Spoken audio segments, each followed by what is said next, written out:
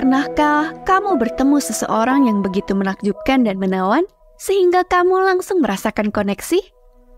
Seseorang yang seperti magnet menarikmu ke dalam orbitnya dan membuatmu ingin menjadi manusia super. Dan apa rahasia mereka? Inilah 5 kebiasaan ilahi yang bisa kamu adopsi dan akan membuatmu menjadi manusia super dan sangat magnetis. Kebiasaan nomor 1, cinta tanpa syarat. Cinta itu seperti langit yang terbuka. Selalu ada apapun yang terjadi. Ini adalah cinta yang tidak berubah ketika kamu melakukan kesalahan, menghadapi masa-masa sulit, atau memperlihatkan kekuranganmu. Intinya, cinta tanpa syarat itu murni, tanpa pamrih, dan menyeluruh. Ambil contoh kisah Alkitab tentang anak yang hilang, di mana seorang ayah menyambut putranya yang bandel dengan tangan terbuka dan memaafkannya atas segala perbuatannya. Kasih sayang sang ayah tetap konstan terlepas dari tindakan anaknya. Demikian pula dalam Buddhisme, gagasan metta atau cinta kasih adalah komitmen untuk menyebarkan cinta dan welas asih kepada semua makhluk hidup, tanpa syarat apapun. Cinta ini bukan tentang kita versus mereka, tapi cinta yang inklusif, yang menghancurkan semua penghalang yang memisahkan kita. Mengapa cinta tanpa syarat begitu menarik? Karena orang-orang menyukai perhatian dan pengertian yang tulus. Ketika kamu mencintai tanpa syarat, kamu memancarkan keaslian alias otentisitas yang membuat orang lain terpikat. Ini adalah jenis daya tarik yang tidak manipulatif atau mementingkan diri sendiri, melainkan murni membuat orang merasa aman, dilihat, dan diterima. Ini bukanlah jenis cinta yang mengatakan, "Aku mencintaimu karena kamu berguna bagiku," atau "Aku mencintaimu karena kamu membuatku terlihat baik." Ini adalah cinta yang mengatakan, "Aku mencintaimu apa adanya, dan hanya itu yang harus kamu lakukan." Saat kamu memancarkan cinta tanpa syarat, kamu tidak hanya menarik cinta sebagai balasannya, tetapi juga kepercayaan, rasa hormat, dan rasa keterhubungan yang mendalam. Seperti yang dikatakan Martin Luther King Jr., cinta adalah satu-satunya kekuatan yang mampu mengubah musuh menjadi teman. Orang-orang rindu untuk dipahami dan diterima. Menawarkan cinta tanpa syarat menciptakan ruang di mana orang dapat melepaskan topeng mereka dan menjadi diri mereka yang sebenarnya.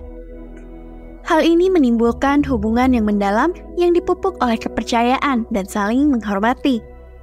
Ikatan ini tidak dapat dipatahkan dan teruji oleh waktu. Kamu mungkin bertanya, bagaimana cara menerapkannya? Nah, mulailah dengan mencintai diri sendiri. Sebelum kamu bisa mencintai orang lain tanpa syarat, kamu perlu mencintai diri sendiri dengan cara yang sama. Ini berarti menerima kekuranganmu dan memahami bahwa dirimu juga pantas mendapatkan cinta dan kebaikan. Jangan menghakimi. Dekatilah orang lain tanpa prasangka. Terimalah orang lain apa adanya, bukan seperti apa yang kamu inginkan. Tunjukkan empati, cobalah untuk memahami perasaan dan sudut pandang orang lain tanpa langsung memaksakan sudut pandangmu. Empati mengarah pada jenis cinta yang lebih mendalam. Biarkan orang tahu bahwa kamu mencintai mereka. Terkadang ucapan "aku cinta kamu" yang sederhana bisa sangat berarti bagi seseorang. Tunjukkan cintamu melalui tindakan kebaikan. Terkadang kata-kata saja tidak cukup. Biarkan tindakanmu yang berbicara. Berlatihlah untuk memaafkan. Jangan menyimpan dendam. Menahan amarah atau kebencian adalah kebalikan dari cinta tanpa syarat. Cinta itu tidak terbatas. Semakin banyak kamu memberi, semakin banyak kamu menerima. Jadi, jangan menahan diri. Buka hatimu dan biarkan cinta mengalir dengan bebas. Kebiasaan nomor 2, melayani tanpa pamrih. Ini adalah tindakan memberi tanpa mengharapkan imbalan apapun. Ini adalah bentuk kemurahan hati yang paling murni karena kamu tidak termotivasi oleh pengakuan, rasa terima kasih, atau keuntungan dalam bentuk apapun. Kamu melayani karena kamu menyadari nilai dan martabat yang melekat pada semua kehidupan. Dan kamu bertindak atas dasar cinta dan kasih sayang. Altruisme semacam ini tidak hanya mengangkat derajat orang yang menerima, tetapi juga orang yang memberi, menciptakan siklus kebaikan yang mengangkat semua orang yang terlibat. Mengapa melayani tanpa pamrih bersifat magnetis? Karena melayani tanpa pamrih memancarkan suatu bentuk kemurahan hati dan kebaikan yang tak tertandingi yang sangat menarik bagi banyak orang. Hal ini menciptakan medan magnet kebaikan, empati, dan kasih sayang yang tidak hanya menarik orang-orang ke arahmu, namun juga mendorong efek domino pelayanan di seluruh komunitas. Apa saja aplikasinya dalam kehidupan sehari-hari? Kamu bisa menjadi sukarelawan alias volunteer. Gunakan keahlian dan waktumu untuk membantu orang lain, baik melalui jalur formal seperti organisasi masyarakat atau sekedar membantu keluarga, tetangga, atau temanmu. Terkadang hal paling berharga yang dapat kamu berikan kepada seseorang adalah telinga yang penuh perhatian. Hadir utuh untuk seseorang bisa menjadi salah satu bentuk melayani tanpa pamrih. Berbuat baik secara acak. Bisa sesuatu yang sederhana seperti membayar kopi seseorang yang tidak kamu kenal atau membukakan pintu, dapat mencerahkan hari seseorang dan menjadi contoh untuk tindakan kebaikan yang berkelanjutan. Donasi, entah itu uang, pakaian, atau makanan. Memberikan sumber dayamu secara cuma-cuma dapat membuat perbedaan yang nyata dalam hidup seseorang. Mengajar, berbagi pengetahuan adalah cara lain untuk melayani. Ajarkan skill atau tawarkan saran kepada mereka yang dapat mengambil manfaat dari pengalamanmu. Kebiasaan nomor 3, otentisitas yang tak kenal takut. Ini adalah tentang merangkul siapa dirimu sebenarnya dan menjalani kehidupan yang selaras dengan itu. Bukan topeng yang dibuat untuk mendapatkan penerimaan dan persetujuan dari masyarakat. Ketika kamu menjadi diri sendiri yang otentik, kamu bertindak berdasarkan integritas dan kejujuran. Tidak hanya terhadap dunia di sekitarmu, tetapi juga terhadap dirimu sendiri. Ini bukan berarti bersikap sembrono atau mengabaikan norma-norma sosial. Sebaliknya, ini tentang tidak membiarkan rasa takut mendikte tindakanmu. Daya magnet dari menjadi pribadi yang otentik sangatlah kuat. Ini tidak hanya membuat orang tertarik padamu, tetapi juga menyelaraskan hidupmu dengan keinginan dan nilai terdalammu. Orang yang otentik umumnya memiliki tingkat harga diri dan kesejahteraan emosional yang lebih tinggi. Juga lebih cenderung terlibat dalam hubungan yang positif. Mereka mengalami lebih sedikit stres, kecemasan, dan depresi karena tidak ada kepura-puraan yang melelahkan untuk dipertahankan. Ketika kamu menjadi diri sendiri, kamu kongruen dalam pikiran, perasaan, dan perilaku, sehingga hidupmu tidak terlalu banyak konflik dan lebih harmonis. Mengapa keberanian bersifat magnetis? Karena kebanyakan orang tertarik pada kekuatan dan keteguhan hati, entah mereka mengakuinya atau tidak. Ketika kamu bertindak tanpa rasa takut, kamu menunjukkan kepada dunia bahwa segala sesuatunya bisa dilakukan. Hambatan bisa dipecahkan dan tantangan bisa diatasi. Tindakan kamu yang tak kenal takut menginspirasi orang lain untuk melepaskan hambatan mereka dan mengejar impian mereka. Dan itu merupakan daya tarik yang tak terkira. Berikut langkah-langkah untuk hidup secara otentik. Refleksi diri.